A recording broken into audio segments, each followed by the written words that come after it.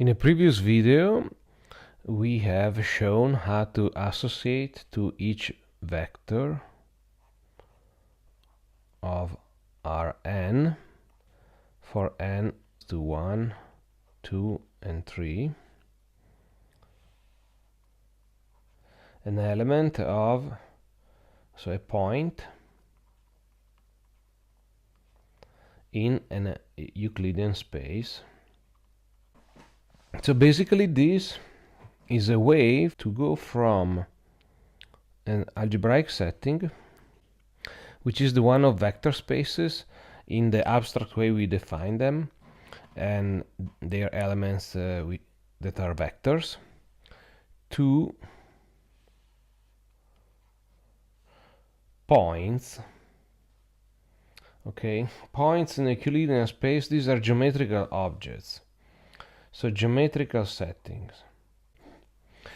In this video we will try to do the other way around, so we will start from a point in a Euclidean space and see how to recover the vector in R3, so we'll just restrict ourselves to the three-dimensional Euclidean space. So how to recover the vector in R3 that has that point as associated point. Okay, so we will try to go the other way around here, from a geometrical setting to an algebraic setting.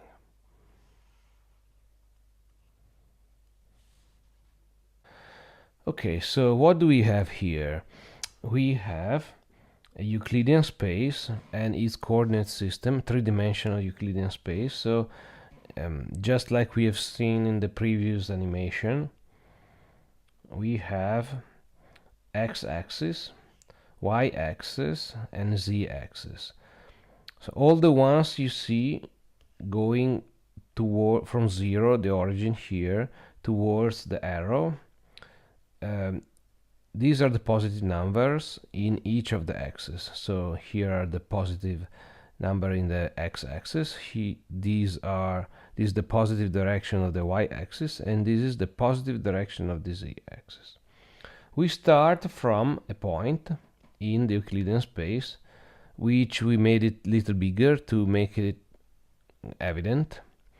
It's like a small sphere, but we can think of it to be just zero-dimensional, so just a very tiny point. And through geometrical constructions, we will see how to recover the coordinates of a vector, which will have exactly this point as associated point through the by the means that we have explained in the previous video. Okay, so we can proceed.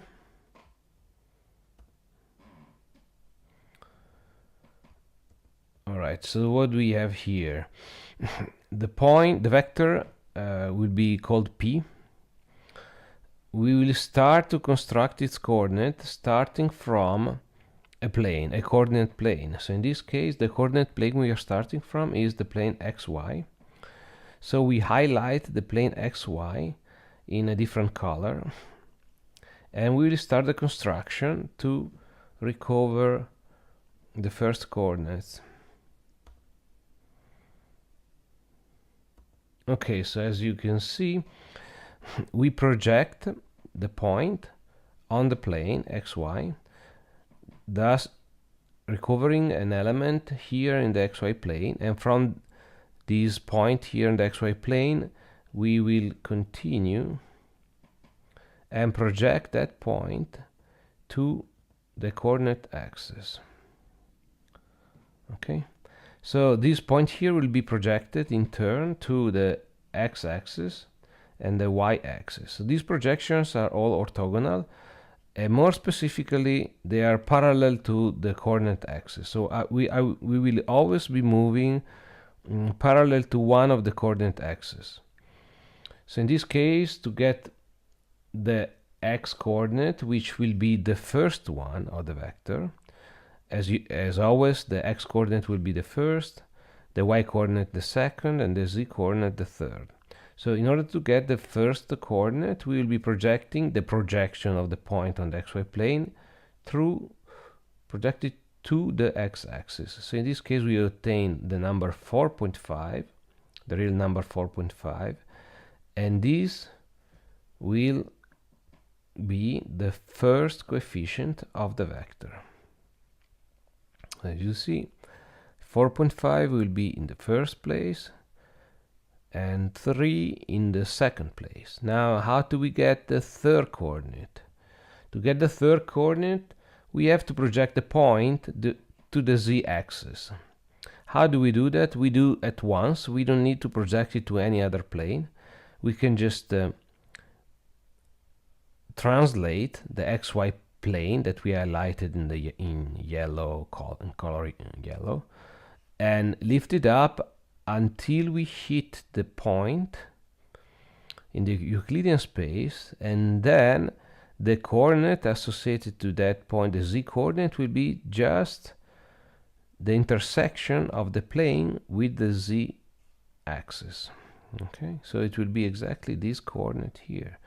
How do we measure it? Well, we just project it with the segment to the z-coordinate, and we'll see that this is 5. So number 5 will end up here. Okay. So as we see, we have basically recovered the same pattern that we had in the last video, but on the other way around. So we didn't start from the vector and get the point through this structure, but instead we started from the point, and by means of the structure we recovered the coefficients of this vector here associated to it. Now, in order to see a little bit better in 3D the complete structure of that we use to determine the vector, we will have a panning around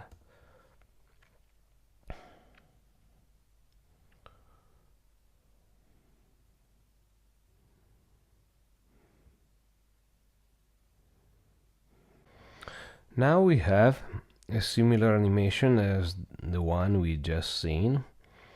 Do you remember that when we started we had to make a choice of the first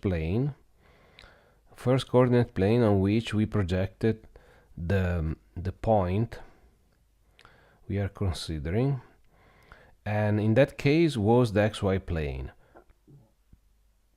Now we will see that we will be recovering exactly the same vector if we do the same procedure, but instead of projecting on xy plane, we'll project on the xz plane, and then we have another animation projecting it on the yz plane.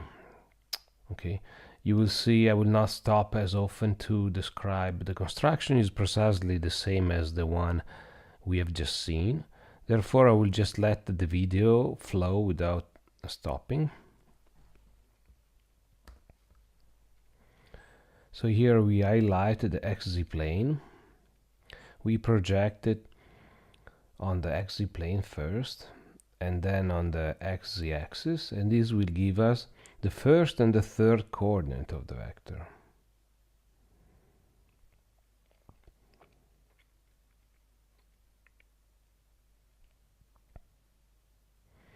And then the y coordinate will be achieved by translating the plane up to we will intersect at the point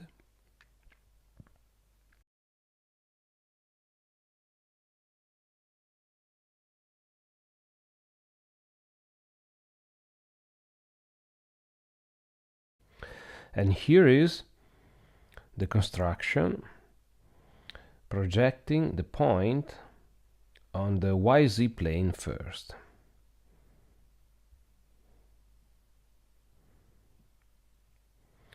We highlight the yz plane, and then projection. We will recover the second and the third coordinate, and then translate the plane until we hit the point and get the first coordinate.